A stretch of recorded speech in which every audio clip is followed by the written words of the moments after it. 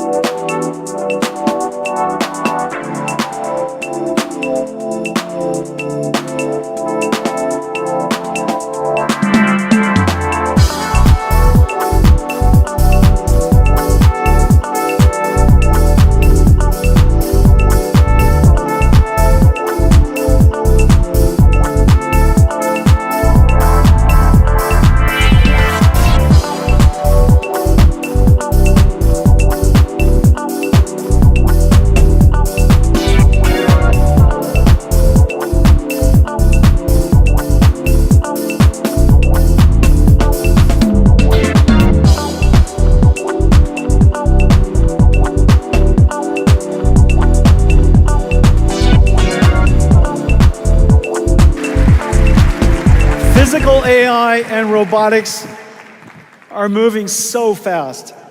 Everybody pay attention to this space. This could very well likely be the largest industry of all. At its core, we have the same challenges.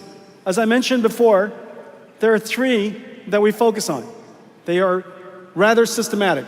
One, how do you solve the data problem? How, where do you create the data necessary to train the AI? Two, what's the model architecture? And then three, what's the scaling laws? How can we scale either the data, the compute, or both so that we can make AIs smarter and smarter and smarter? How do we scale? And those fundamental problems exist in robotics as well. In robotics, we created a system called Omniverse. It's our operating system for physical AIs. You've heard me talk about Omniverse for a long time.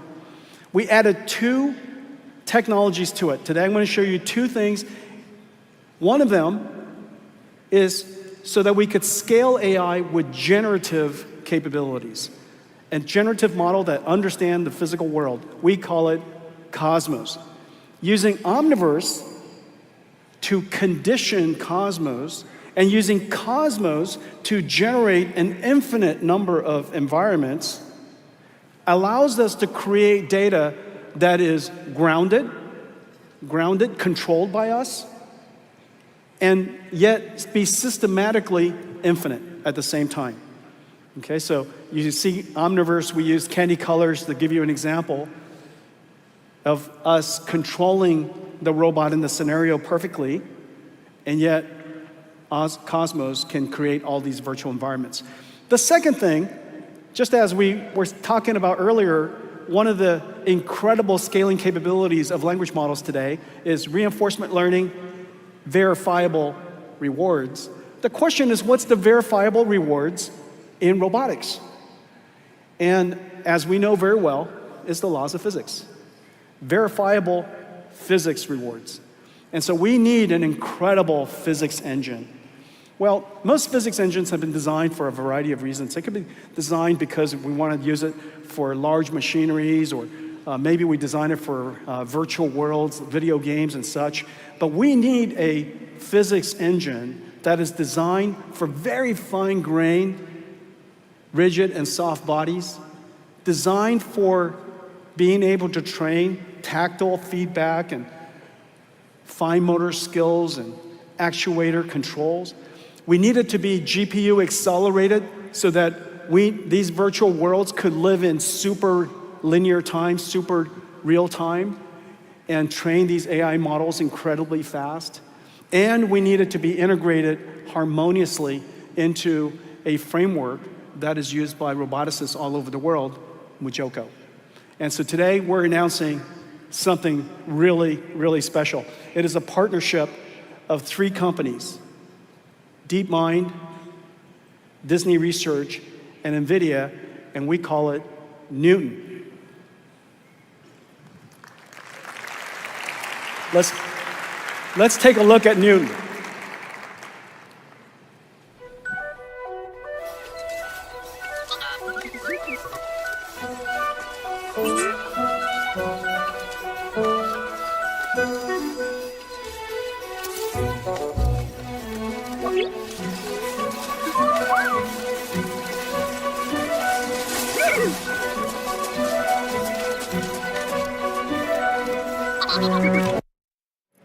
Thank you. All right, let's start that over, shall we? Let's not ruin it for them. Hang on a second. Somebody talk to me. I need feedback. What happened? I just need a human to talk to. Come on, that's a good joke. Give me a human to talk to. Janine, I know it's not your fault, but talk to me. We just got 2 minutes left. I'm right here. They're re-racking it. They're re-racking it? I don't even know what that means. Okay.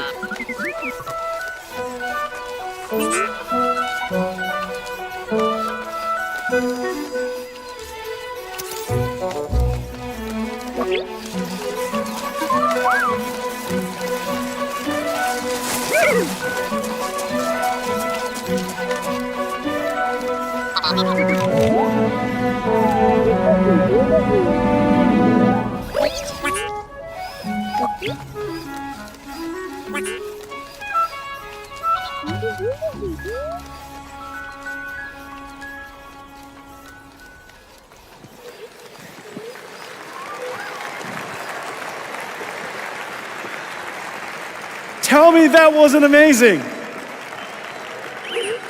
Hey, Blue. How are you doing? How do you like your new physics engine? You like it, huh? Yeah, I bet. I know. Tactile feedback, rigid body, soft body simulation, super real time. Can you imagine just now what you were looking at is complete real time simulation? This is how we're going to train robots in the future. Just so you know, Blue has 2 computers, 2 NVIDIA computers inside. Look how smart you are. Yes, you're smart. Okay. All right. Hey, Blue, listen. How about let's take them home? Let's finish this keynote. It's lunchtime. Are you ready? Let's finish it up. We have another announcement. You're good. You're good. Just stand right here. Stand right here. Stand right here. All right, good. Right there. That's good. All right, stand.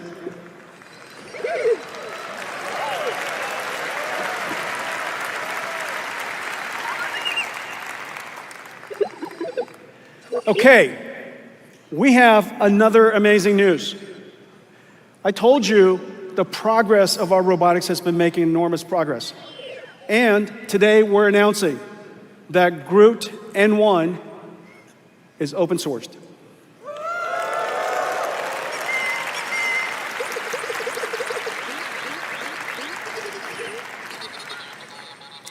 I want to thank all of you to come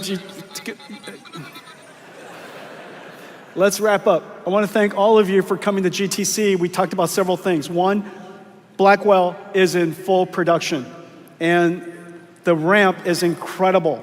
Customer demand is incredible, and for good reason, because there's an inflection point in AI. The amount of computation we have to do in AI is so much greater as a result of reasoning AI and the training of reasoning AI systems and agentic systems. Second, Blackwell NVLink 72 with Dynamo is 40 times the performance, AI factory performance of Hopper.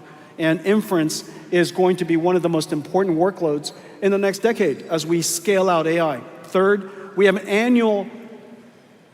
annual rhythm of roadmaps that has been laid out for you so that you could plan your AI infrastructure. And then we have 3 AI infrastructures we're building. AI infrastructure for the cloud, AI infrastructure for enterprise, and AI infrastructure for robots.